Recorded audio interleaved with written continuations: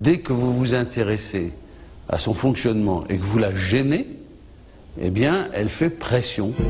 Pour se débarrasser de ses détracteurs, Ron Hubbard va lui-même mettre au point une méthode d'intimidation.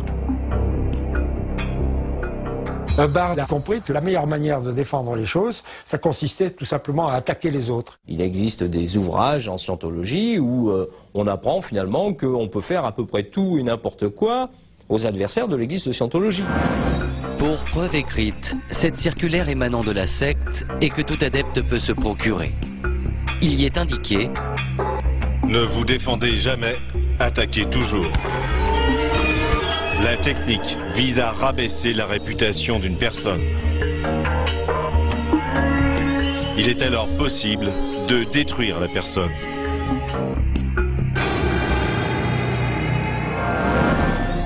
En France, Jean-Marie Abgral, médecin psychiatre, a été directement victime des méthodes d'intimidation de la scientologie.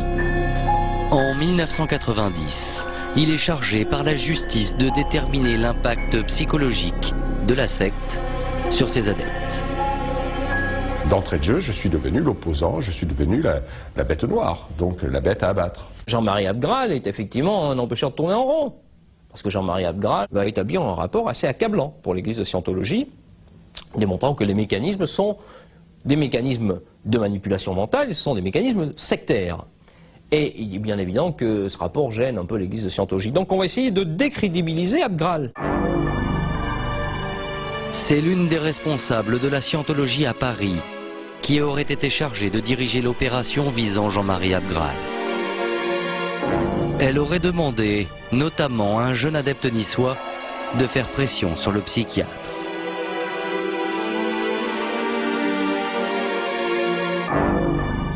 J'ai constaté que mon courrier disparaissait. J'ai constaté que je recevais des coups de fil anonymes. J'ai constaté qu'on avait dévissé la roue de ma voiture. Mon épouse a reçu des coups de fil disant que j'étais mort. Mon épouse a reçu des coups de fil qui décrivaient la maison, la couleur des volets de la maison, etc., etc. Et ce n'est pas tout. Le jeune adepte de la secte aurait aussi tenté de salir la réputation du psychiatre.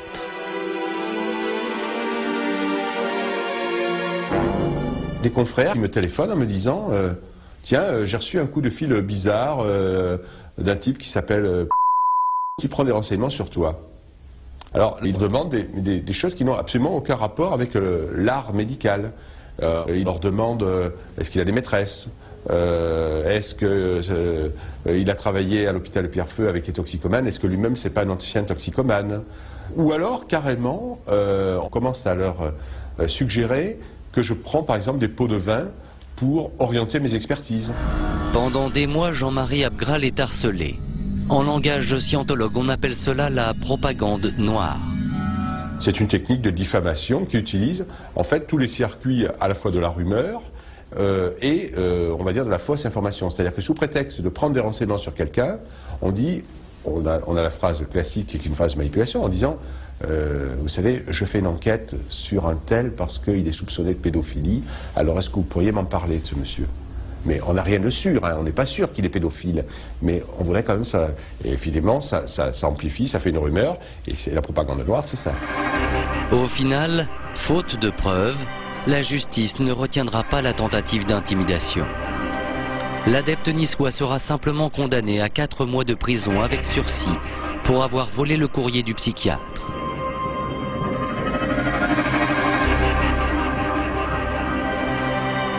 Quant à la dirigeante, scientologue, condamnée en première instance pour avoir commandité l'opération, elle a finalement été relaxée par la cour d'appel.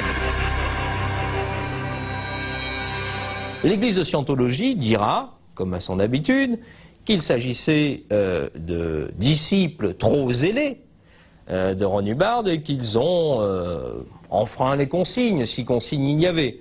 En tout cas qu'ils sont allés trop loin et de toute manière qu'ils ont agi de leur propre initiative. Échapper à tout prix à la justice, c'est une priorité absolue pour la scientologie. Et pour cela, la secte est prête à déployer des moyens considérables. La scientologie développe de gros moyens financiers avec des armadas d'avocats, de procédures, pour essayer d'empêcher les procès d'aller à leur terme. Il y a une volonté, en réalité, d'échapper à la justice.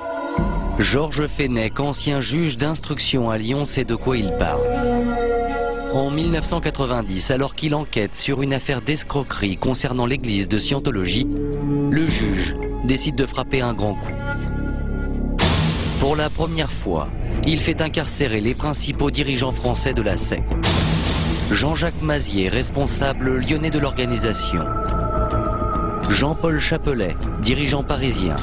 Et surtout la célèbre porte-parole de la Scientologie, Daniel Gounod. Tous les trois sont envoyés en prison. Aux États-Unis, siège de la Scientologie, la nouvelle fait l'effet d'une bombe. L'ennemi des scientologues s'appelle désormais Georges Fenech.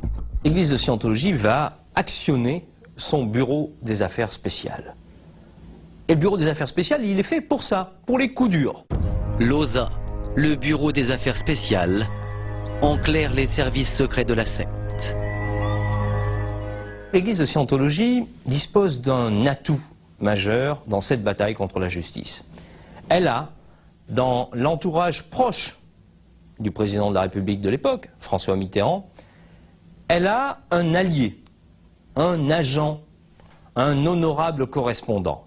Et c'est cet agent qui va aider l'église de Scientologie à retourner la situation judiciaire. Comme le montre ce document interne de l'OSA, en 1990, l'église de Scientologie aurait chargé l'un de ses agents d'intervenir au plus haut niveau de l'État français. Pour plus de discrétion, l'homme est surnommé F10. L'opération qu'il mène vise à discréditer le juge Fenech.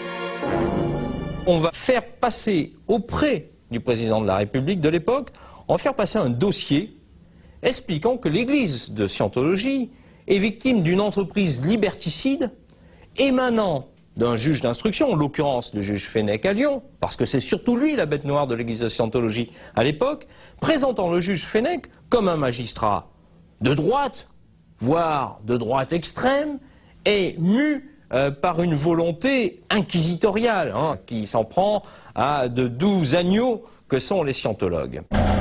Dans ce telex daté du 20 juillet, l'OSA transmet au bureau américain de la Scientologie le message suivant. C'est OK, le feu vert est donné. Personne ne peut dire si le message a été entendu par l'Élysée, mais 5 jours plus tard, les 3 dirigeants scientologues sont libérés. Je viens de passer 3 semaines en prison et mon seul crime, c'est d'être scientologue. J'ai été emprisonné parce que je suis scientologue. Impliqué dans plusieurs dossiers judiciaires, Daniel Gounod, la porte-parole de la Scientologie, se sent persécutée. Elle ne va pas tarder à prendre sa revanche.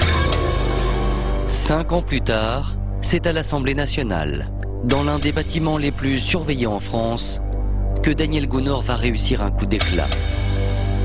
Le 8 février 1996, les députés assistent à la présentation d'un rapport sur les sectes. Et ce jour-là, dans l'hémicycle, la Scientologie va montrer à la France entière sa toute-puissance. La parole est à monsieur Alain Geste. Alain Geste a présidé le rapport sur les sectes. Je suis donc rentré dans l'hémicycle, je suis monté au pupitre. Et là, aux surprises, face à moi, exactement en face, Monsieur le Président, Messieurs les ministres, mes chers collègues, il y avait une personne dans les places réservées aux invités des ministres.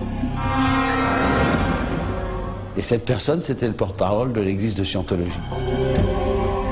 Daniel Gounod, assise dans la loge réservée aux invités des ministres, voilà qui a de quoi surprendre.